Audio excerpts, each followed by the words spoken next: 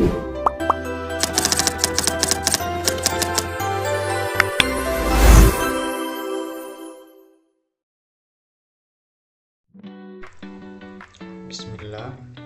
Assalamualaikum warahmatullahi wabarakatuh.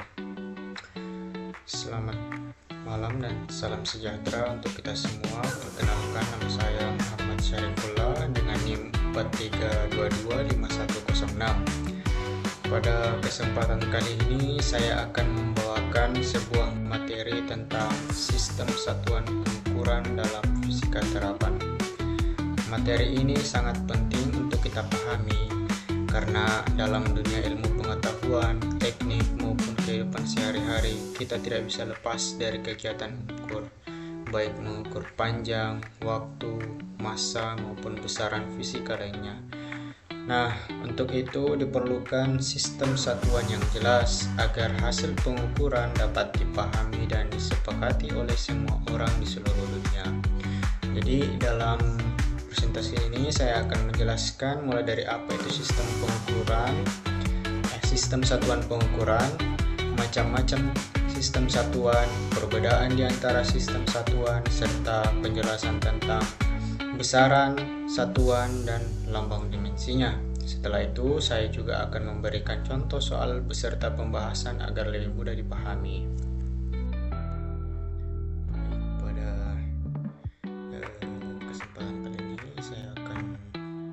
Jelaskan tentang apa itu sistem satuan pengukuran.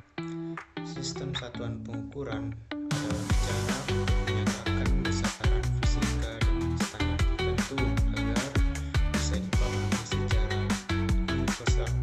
Dengan adanya sistem satuan, kita bisa menggunakan, menghitung, dan mengkomunikasikan hasil pengukuran yang tepat. Dengan adanya sistem satuan, hasil bisa dimengerti oleh siapa saja, di mana saja, tanpa menimbulkan perbedaan tafsir. Misalnya, kalau kita menyebut panjang sebuah meja adalah 1 meter, maka orang di seluruh dunia akan mengerti panjang meja itu sama. Tanpa sistem satuan yang seragam, tentu akan membingungkan, karena itu dalam ilmu fisika kita memerlukan standar internasional. Terus ada juga macam-macam sistem satuan pengukuran. Jadi ada beberapa sistem satuan yang dikenal di dunia, antara lain sistem satuan internasional (SI).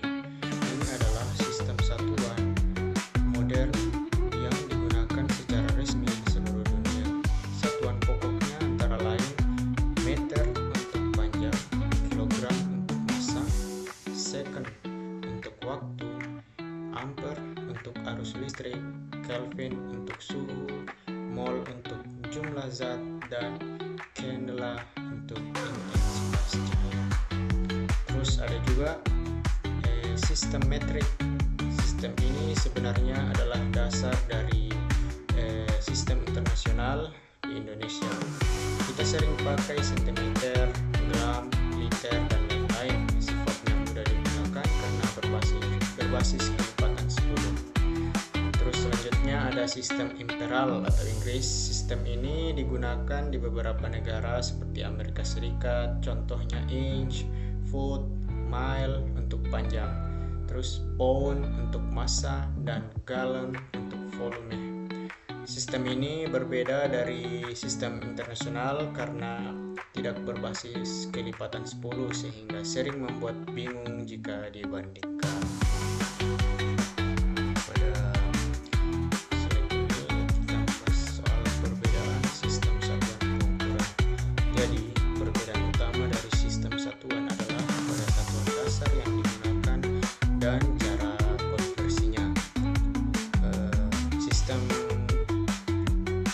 Berbasis kelipatan 10 sehingga mudah dihitung.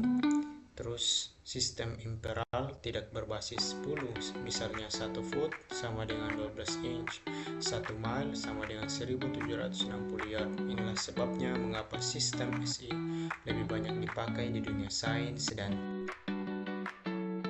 teman-teman bisa lihat di tabel ini di sistem MKS satuan panjangnya yaitu meter, masanya kilogram, dan waktunya second.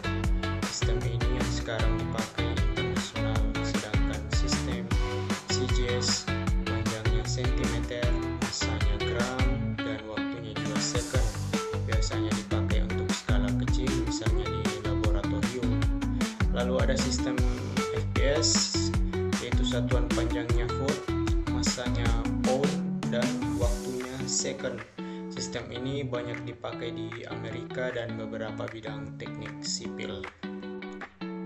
Nah, selanjutnya ada besaran, satuan, dan dimensi. Mari kita bahas mengenai besaran, satuan, dan dimensi. Apa itu besaran? Besaran adalah sesuatu yang dapat diukur dan dinyatakan dengan angka serta satuan. Terus satuan adalah pembanding yang digunakan dalam pengukuran. Lalu dimensi adalah cara untuk menyatakan suatu besaran fisis dalam bentuk besaran pokok. Contohnya bisa kita lihat dalam tabel berikut ini. Dari tabel ini kita bisa memahami bahwa setiap besaran turunan dapat diturunkan dimensinya dari besaran pokok. Misalnya gaya yang rumusnya F sama dengan M kali A, dimensinya adalah MLT pangkat minus 2. Jadi setiap besaran fisika punya satuan dan lambang dimensinya. Contohnya panjang dengan satuan meter berdimensi L, massa dengan kilogram berdimensi M, dan waktu dengan second berdimensi T. Untuk besaran turunan, gaya memiliki satuan Newton dengan dimensi MLT pangkat minus 2. Tekanan satuannya Pascal dengan dimensi ml pangkat minus 1 T pangkat minus 2, dan kecepatan berdimensi LT pangkat minus 1. Nah, kita akan memberikan contoh soalnya, yaitu soal pertama. Jika sebuah mobil menempuh jarak dari Jakarta ke Bandung dengan kecepatan 10 meter per second, dan sebuah melaju dengan kecepatan 2% dari kecepatan mobil tersebut, berapa kecepatan bus dalam kilometer per jam? Ada 5 pilihan, yaitu A 36 km per jam, B 72 km per jam, lalu C 20 km per jam, lalu D 54 km per jam, dan E 60 km per jam.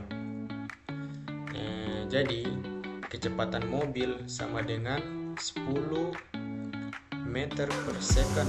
Karena bus melaju dengan kecepatan 200%, maka kecepatannya adalah 2 kali 10 meter per second, sama dengan 20 meter per second. Sekarang kita ubah ke kilometer per jam.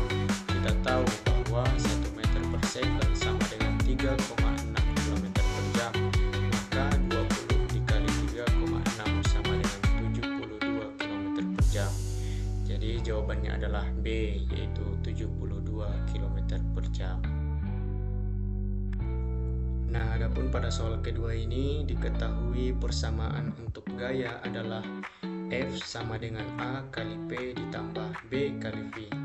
Dengan keterangan F sama dengan kilogram meter per second kuadrat, P sama dengan kilogram per meter second kuadrat, dan V sama dengan meter per second.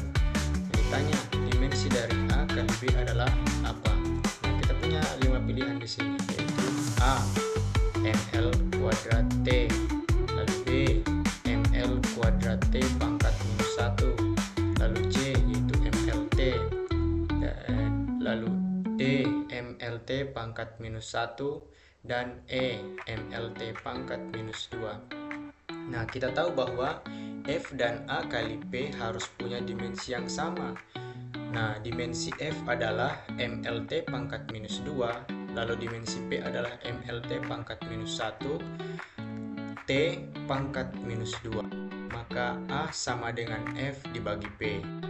Nah, mlt pangkat minus 2 dibagi mlt pangkat minus 1T pangkat minus 2. Jadi hasilnya adalah L kuadrat. Jadi A berdimensi L kuadrat. Selanjutnya B kali V juga harus sama dengan F, maka B sama dengan F dibagi V. Nah, lalu kita MLT pangkat minus 2 dibagi LT pangkat minus 1, hasilnya adalah MT pangkat minus 1. Maka A kali B sama dengan L kuadrat dikali MT pangkat minus 1, hasilnya ML kuadrat T pangkat minus 1. Jadi jawabannya adalah B, yaitu ML kuadrat T pangkat minus 1.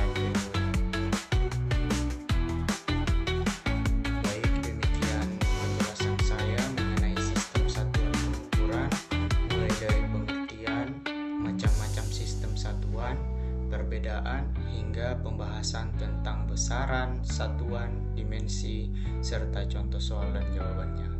Harapannya dengan memahami materi ini, kita bisa lebih mudah mengerjakan soal-soal fisika yang berkaitan dengan pengukuran dan konversi satuan. Karena seperti yang kita tahu, kesalahan dalam satuan bisa berakibat fatal, terutama dalam dunia teknik sains. Terima kasih atas perhatiannya. Wassalamualaikum warahmatullahi wabarakatuh.